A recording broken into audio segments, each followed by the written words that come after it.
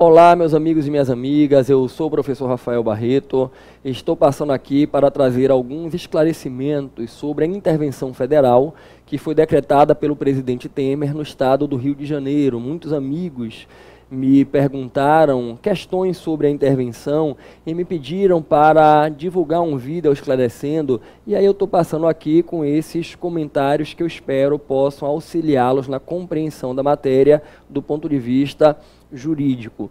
E a primeira coisa que eu queria esclarecer para vocês é exatamente em que consiste a intervenção federal. E a intervenção federal consiste numa medida excepcional mediante a qual a União assume temporariamente o comando de funções que estão na esfera do governo estadual. É importante compreender que quando se decreta uma intervenção federal, o Estado que sofre a intervenção, ele perde o controle, ele perde o comando de algumas de suas atribuições, de algumas de suas funções, que passam a ficar sob o comando da intervenção federal. A intervenção federal, sob a vigência da Constituição de 1988, ela nunca tinha acontecido. Aliás, inclusive na história constitucional do Brasil, nos períodos mais recentes, nós não tivemos a prática da intervenção. Porém, em toda a nossa história constitucional, é uma prática que já foi comum, especialmente no período da Primeira República, destacadamente no período que ficou conhecido na nossa história constitucional como o período da política dos governadores, na qual o governo federal impunha aos estados uma espécie de alinhamento político. E se o governo estadual não estivesse alinhado politicamente com o governo federal decretava uma intervenção, afastando o comando do estado e passando o comando para a esfera federal, ok? Então é importante a gente ter a compreensão de que é um instituto que na conjuntura atual acontece pela primeira vez, mas dentro da nossa história constitucional já tem precedentes. Eu quero esclarecer também que essa medida de intervenção, ela é própria aos estados federais, o Brasil é um estado federal. O Estado federal é um Estado que é formado por mais de uma esfera de governo, mais de uma esfera de poder. Existe dentro de um único Estado mais de um Estado. Nós temos dentro do Brasil um poder federal, um poder estadual e um poder municipal. Nós temos todas essas esferas de governo. E aí o nosso sistema constitucional, ele disciplina a intervenção da União nos estados, mas também existe possibilidade de intervenção de estados em municípios e até mesmo intervenção da União em municípios situados em territórios federais, cabendo destacar que não existem atualmente no Brasil territórios federais. Então, o que nós temos hoje é a possibilidade da União intervir em estados e dos estados decretarem eventualmente uma intervenção nos seus municípios. Mas é fundamental que vocês compreendam que a medida é excepcional.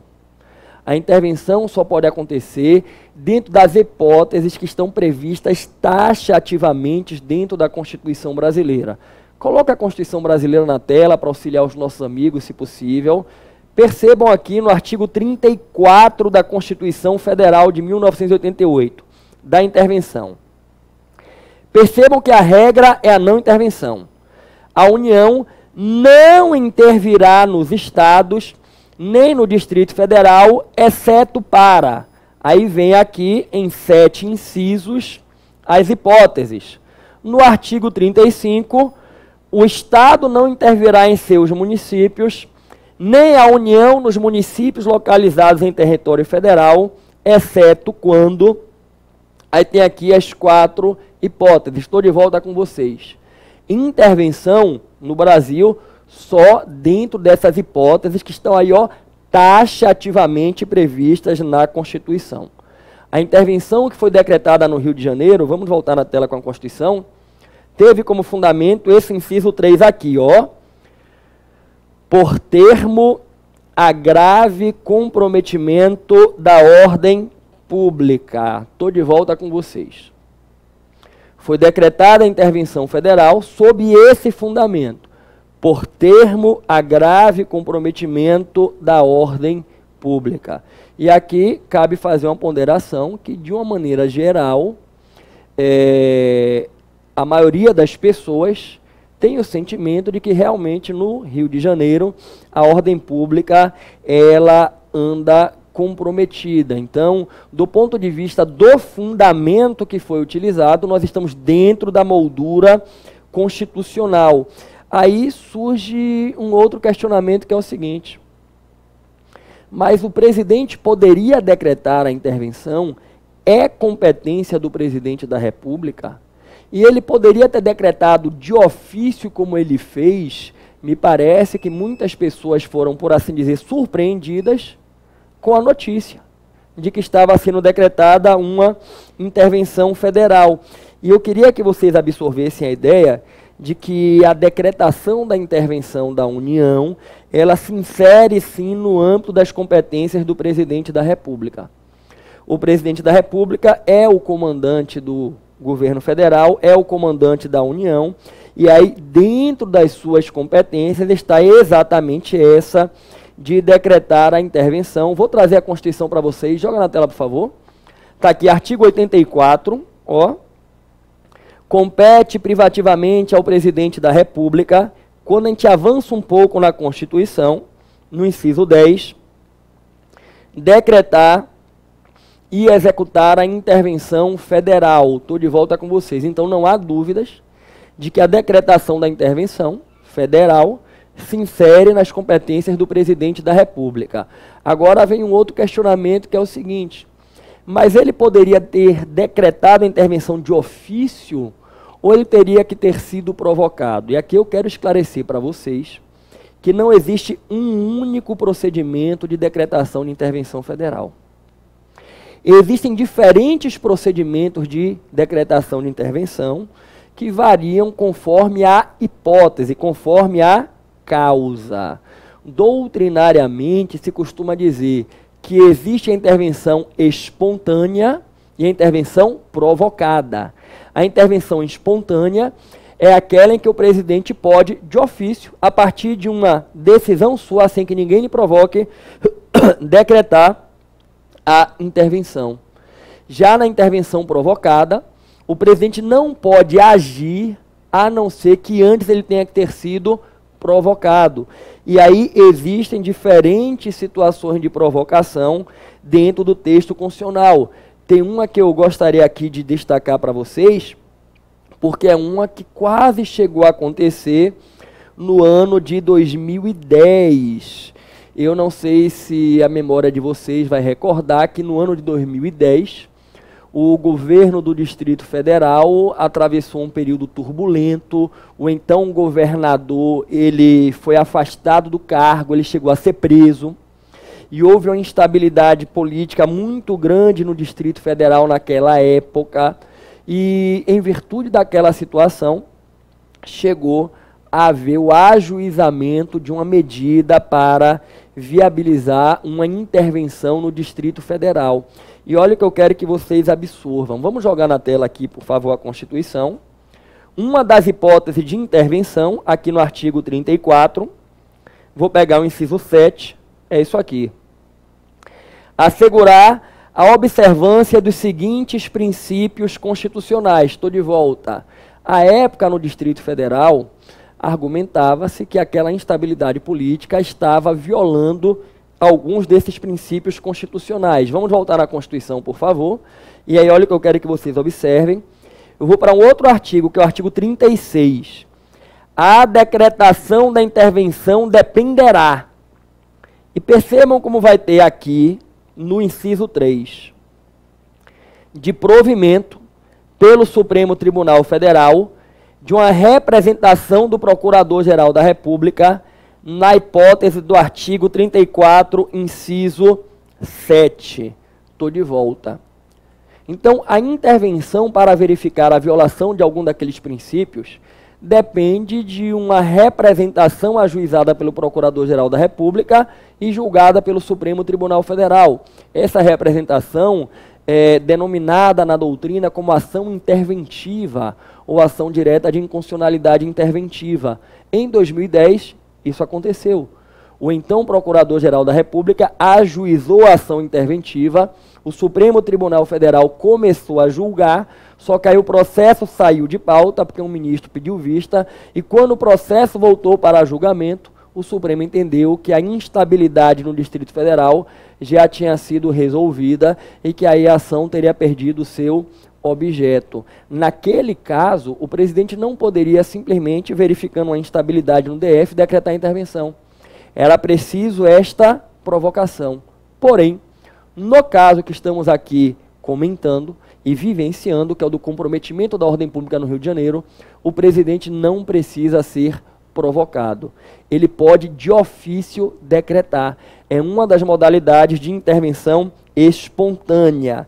E aí surge um outro questionamento, é uma temática que inclusive gerou muitas discussões, que é a seguinte: o presidente, para decretar essa intervenção, teria que ouvir previamente o Conselho da República e o Conselho de Defesa Nacional, que são dois órgãos consultivos do presidente da República.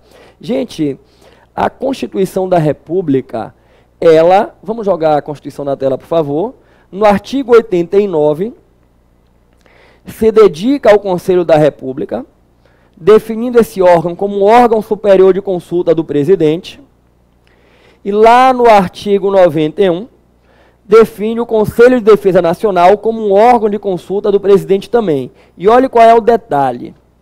Está aqui Conselho da República, artigo 90. Compete ao Conselho da República pronunciar-se sobre intervenção federal. Artigo 91, parágrafo 1º. Compete ao Conselho de Defesa Nacional opinar sobre intervenção federal. Estou de volta.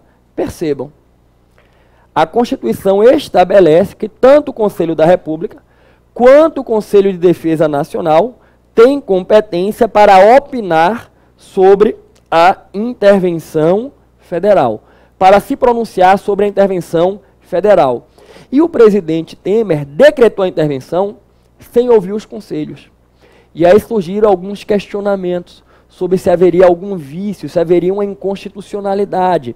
E, respeitando todos os posicionamentos, no meu humilde modo de pensar, me parece que a Constituição não determina que esses conselhos precisam ser ouvidos antes da decretação da intervenção.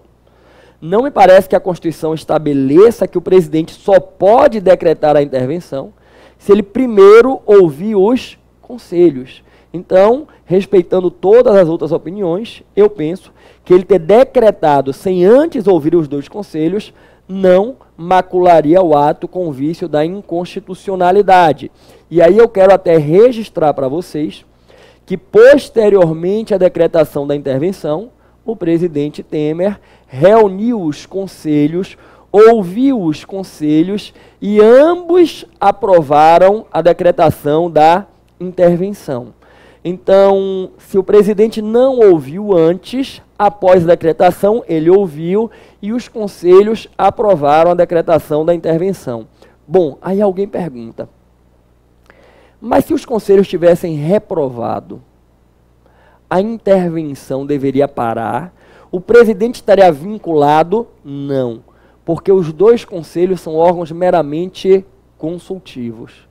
As deliberações não têm o condão de vincular a atuação do presidente da República.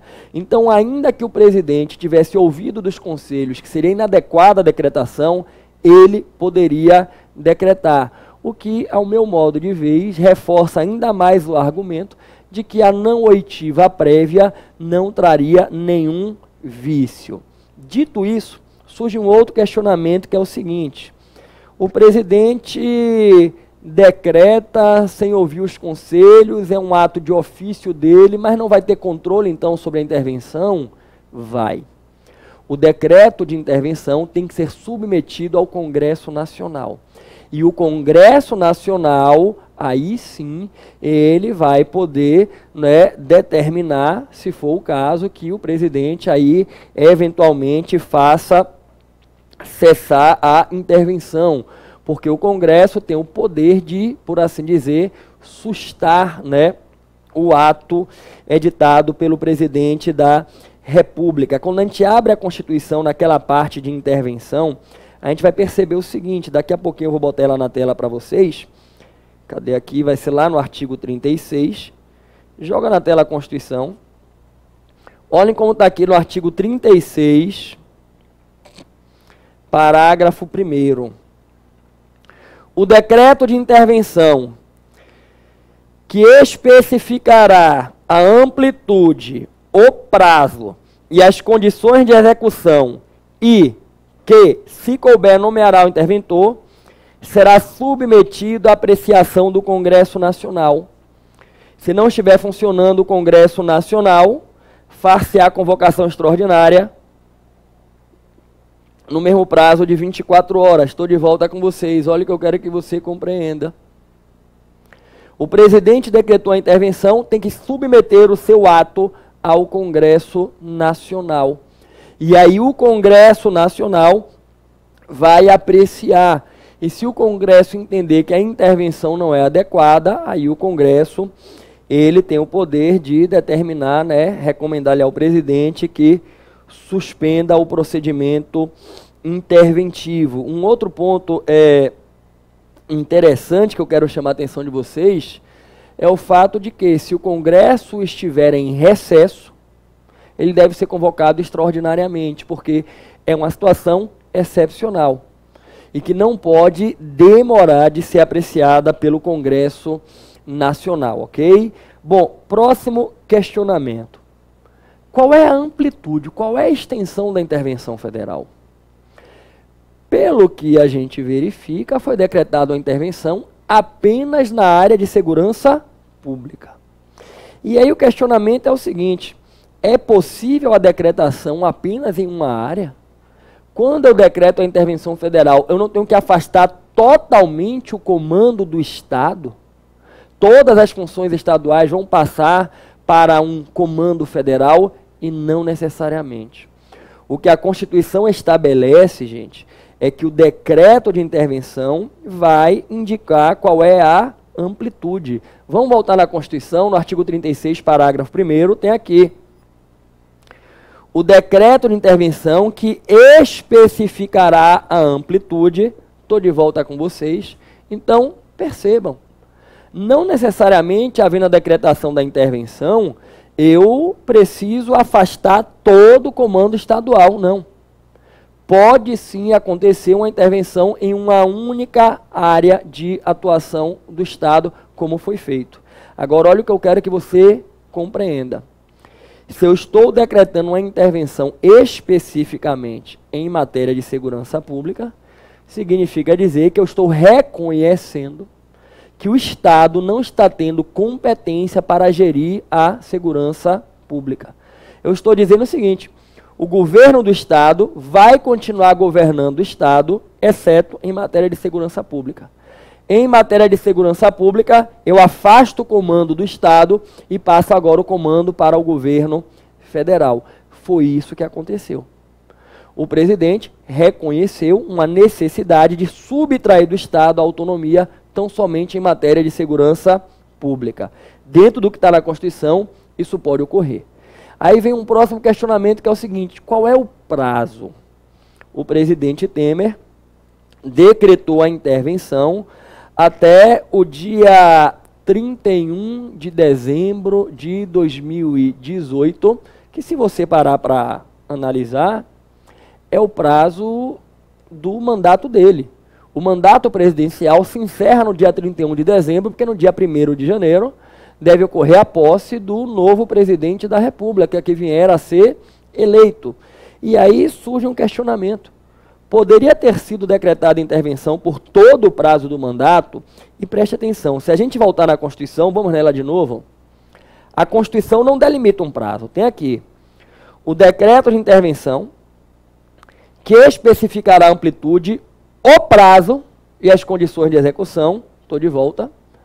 A Constituição não delimita um prazo de intervenção. O que a Constituição estabelece é que o decreto deve delimitar o prazo. E aí, qual seria esse prazo, gente?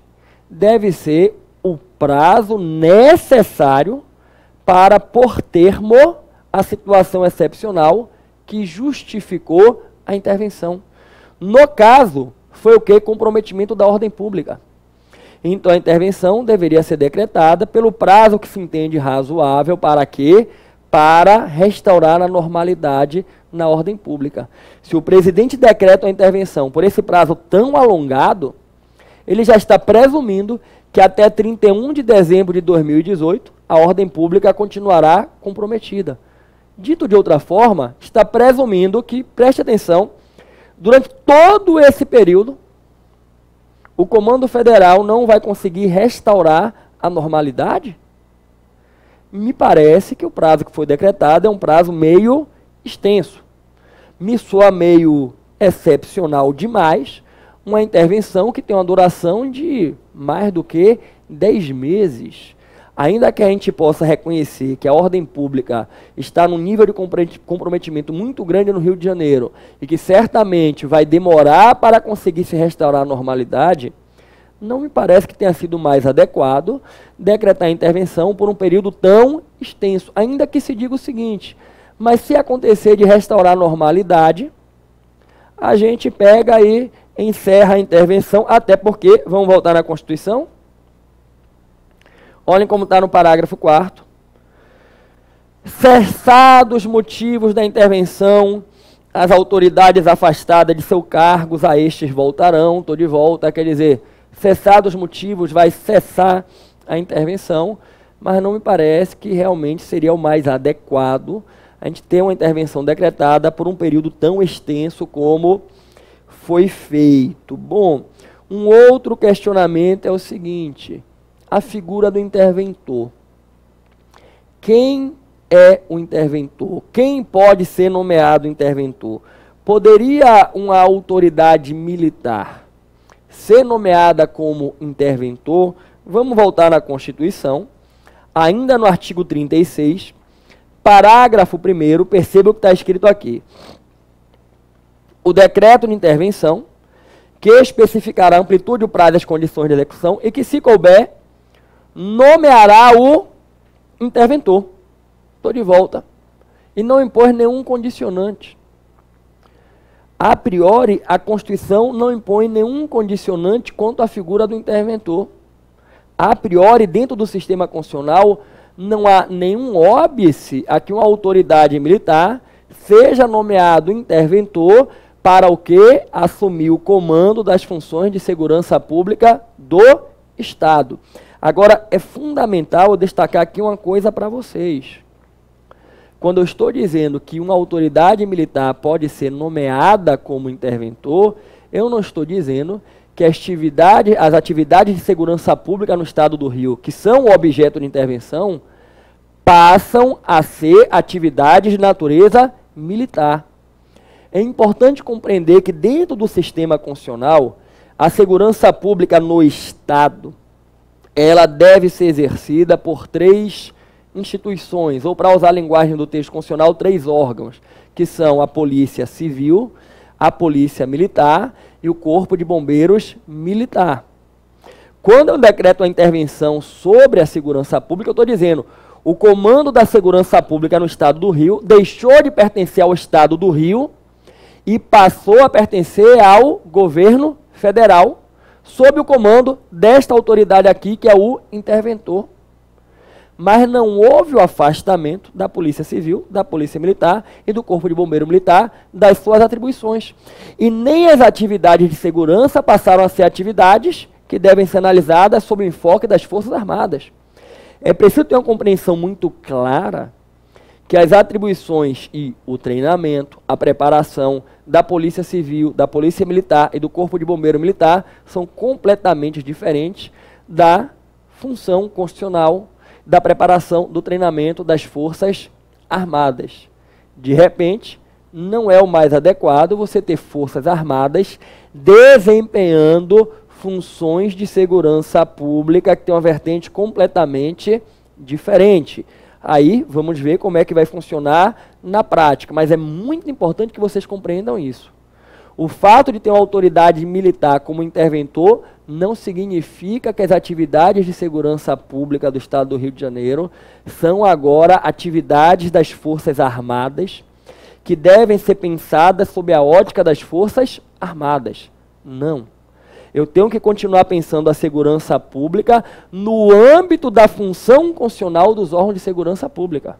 O que aconteceu é que eu troquei o comando. O comando agora está com o interventor federal. Eu também quero esclarecer a vocês que, a priori, não haveria um óbice a que houvesse um regime de cooperação entre órgãos estaduais e órgãos de forças armadas na missão de segurança pública, mas é preciso compreender que as forças armadas não devem atuar executando atribuições que são próprias de forças armadas. O que eu tenho ali são funções civis de segurança pública, ok?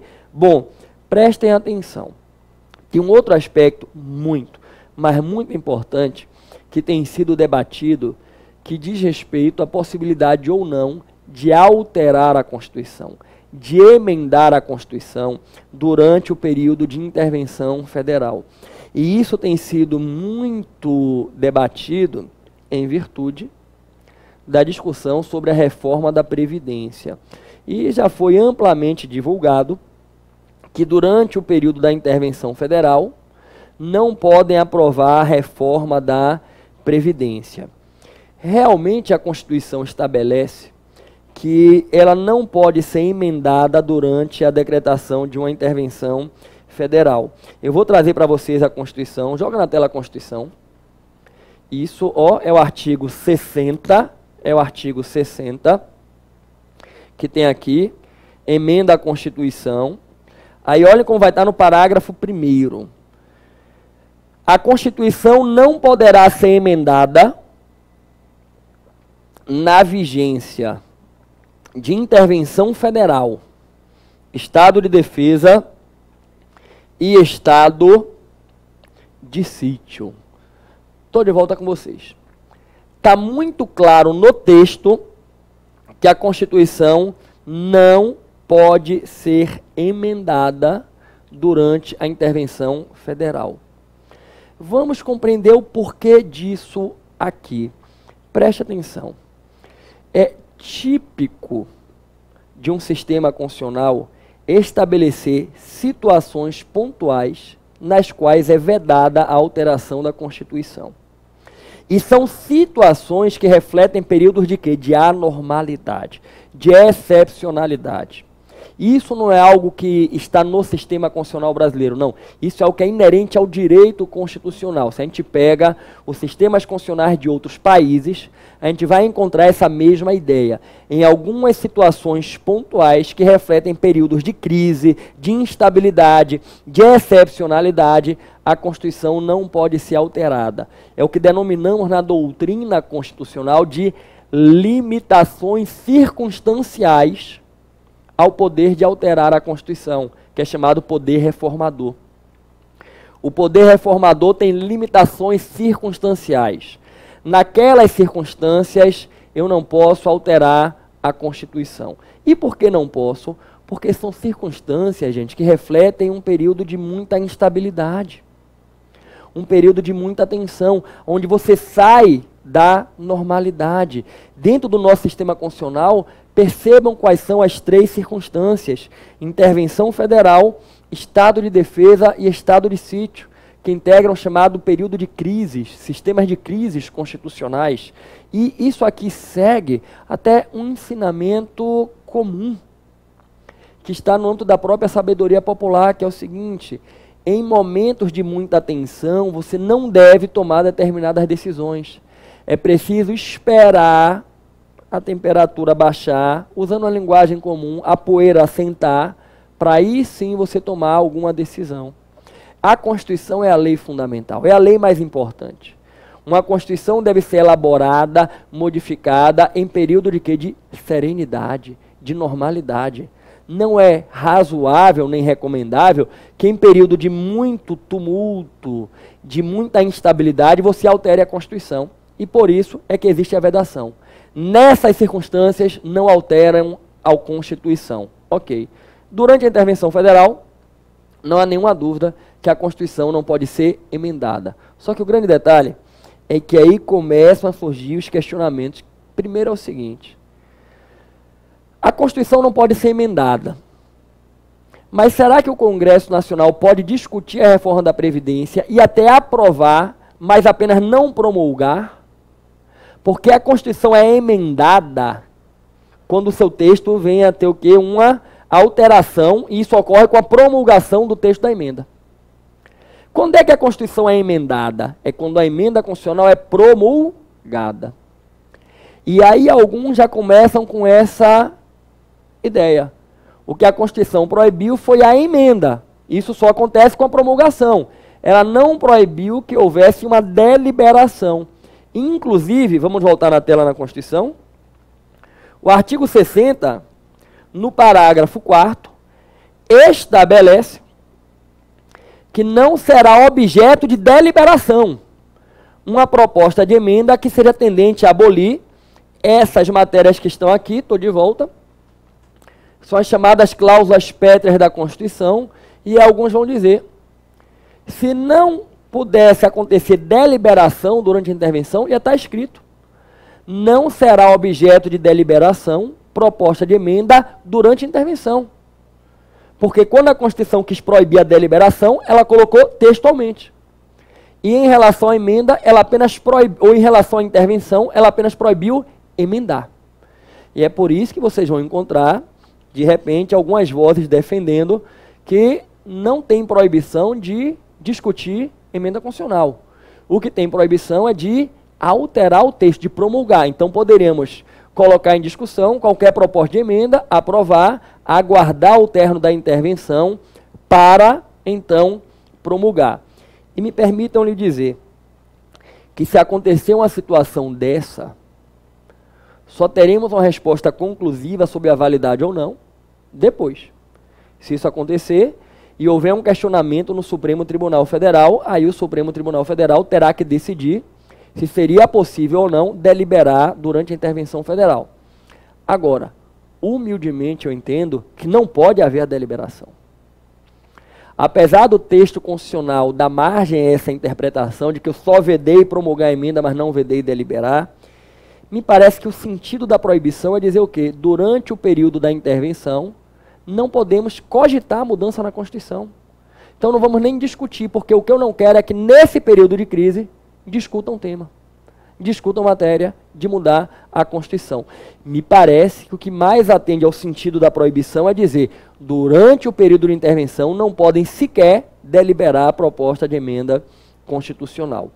E aí surge um outro questionamento que é o seguinte, foi veiculada uma notícia, não sei se é verdadeira, se não é, mas de que o presidente da República, ele suspenderia a intervenção para colocar em votação a reforma da Previdência, e conseguindo aprovar a reforma da Previdência, ele depois resgataria a ideia da intervenção.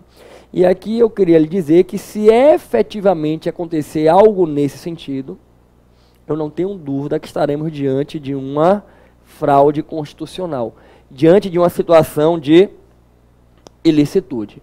Porque preste atenção, você não pode suspender a intervenção com o propósito de colocar em votação uma proposta de emenda constitucional.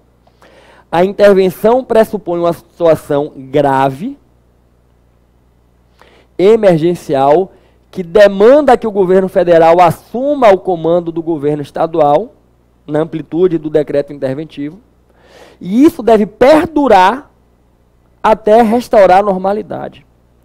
Se a normalidade não está restaurada, eu não posso cessar a intervenção. Então não tenho como simplesmente baixar um decreto revogando a intervenção, se não for restaurada a normalidade. E o que seria mais grave? Eu não posso restaurar a normalidade, dizendo, ou quer dizer, suspender a intervenção dizendo que eu restaurei a normalidade e de imediato eu decretar de novo. Tipo assim, vamos colocar em votação a reforma da Previdência amanhã, então hoje eu vou suspender a intervenção. Depois de amanhã eu restauro a intervenção. Não teria como.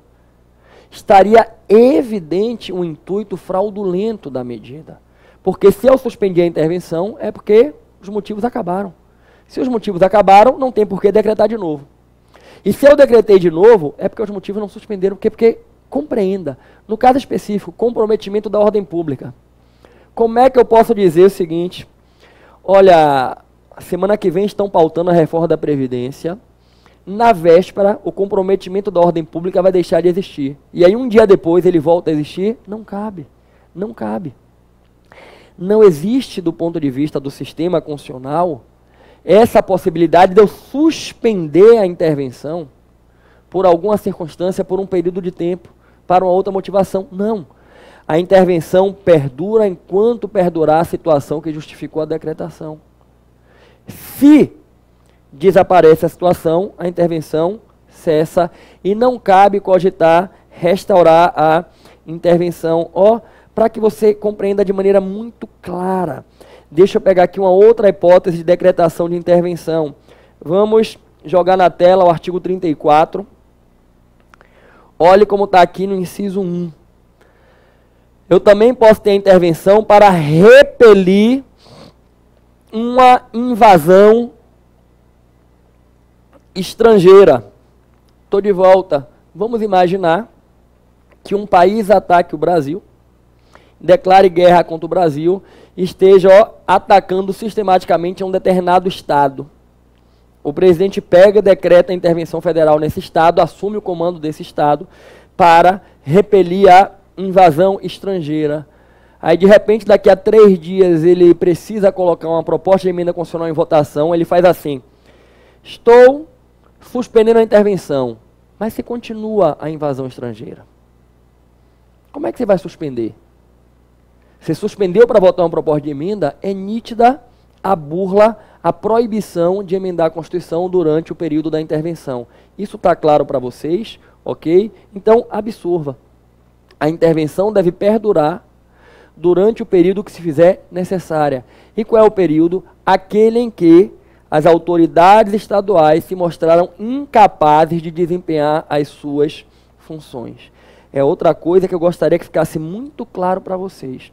Essa ideia de que a intervenção no estado do Rio de Janeiro, ela pressupõe o reconhecimento de que o governo do estado do Rio de Janeiro não tem capacidade de gerir o problema. Porque eu poderia buscar um outro caminho, que era fazer o quê? Uma parceria. Fazer uma cooperação entre órgãos de segurança pública do estado com forças federais, para buscar cuidar da segurança pública, como inclusive nós já vimos acontecer em alguns momentos no Brasil, algumas operações onde há uma atuação integrada de diversos segmentos de órgãos de segurança pública. Se eu, ao invés de buscar esse modelo de parceria, eu decreto a intervenção, é porque eu estou certificando. A autoridade estadual não tem capacidade de resolver o problema. Por isso eu estou afastando ela do controle da situação.